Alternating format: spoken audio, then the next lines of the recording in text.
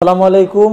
আপনারা সবাই জানেন যে গত ভিডিওতে হয়তো আপনাদেরকে বলা হয়েছিল যে আজকে আমাদের রুগীটা রিলিজ হবে বা ছুটি হবে, কিন্তু আমরা আজকে ছুটি নিতে পারি নাই। সেটা কারণটা হচ্ছে যে আমরা এখন পর্যন্ত আমাদের এই কেবিন ভাড়াটা দিতে পারি নাই, আরও আনুষঙ্গিক আরও অনেক কিছু খরচ ছিল, এটাও দিতে পারি নাই। এই জন্য আমরা বাধ্য হয়ে ডাক্তারকে রিকোয়েস্ট করে আজকের দিনটা আপাতত আমরা সময় নিয়েছি যে একটা দিন আমাদেরকে সময় দেন, আমাদের কিছু টাকার প্রয়োজন আছে, আমরা হয়তোবা এখন আপনাদেরকে ক্লিয়ার করতে পারবো না।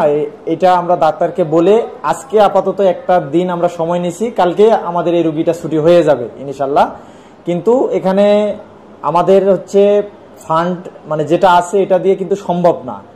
এখন আপনাদের কাছে বিশেষভাবে অনুরোধ, আপনারা সবাই মিলে আমাদের ভিডিওটা শেয়ার করুন এবং যে যেখান থেকে পারেন 5 টাকা 10 টাকা 1 টাকা যেভাবে যেটা পারেন আপনারা অন্তত লাস্টে এসে আমাদেরকে আর একটু আপনারা হেল্প করেন, যাতে আমরা এই অজ্ঞাত রুগীটাকে আমরা ছুটি নিতে পারি, হ্যাঁ, তাকে বাড়িতে ঠিকভাবে পৌঁছে দিয়ে আসতে পারি।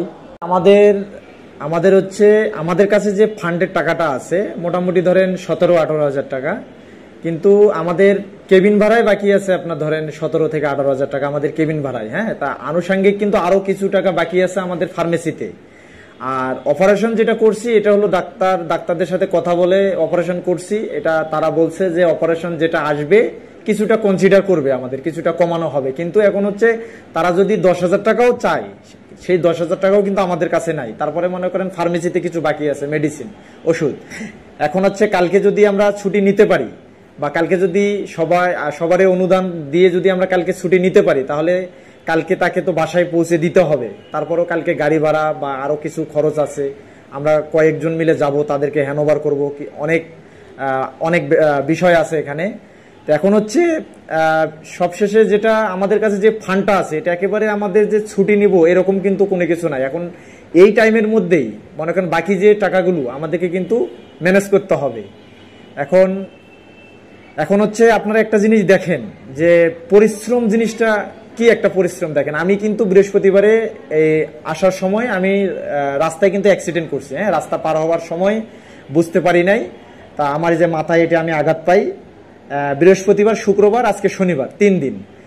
এখন হচ্ছে ঘটনা হচ্ছে দেখেন ভাই, আসলে একটা জায়গায় একটা মানুষকে আমরা চিকিৎসা করতেছি, সেই জায়গায় যদি লাস্টে এসে যদি আমরা অবহেলা করি, যখন আমাকে দিয়ে বুঝায়, আমি যদি এখানে না আসি, এখানে লোকজন কিন্তু আর নাই, আমরাই এখানে কারো জ্বর, কারো সর্দি।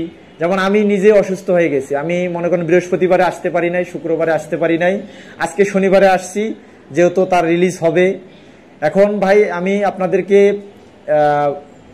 আমার থেকে আপনাদেরকে বিশেষভাবে অনুরোধ করতেছি যে আপনারা ভাই যে যেখান থেকে পারেন ভিডিওটা শেয়ার করুন, যে যেখান থেকে পারেন আমাদেরকে 1 টাকা 5 টাকা 10 টাকা যেভাবে পারেন আপনারা হেল্প করেন, যাতে আমরা এই রুগীটাকে রিলিজ করতে পারি, হ্যাঁ, সবকিছু পরিশোধ করে দিয়ে সুন্দরভাবে যেন আমরা হাসপাতাল থেকে যেতে পারি।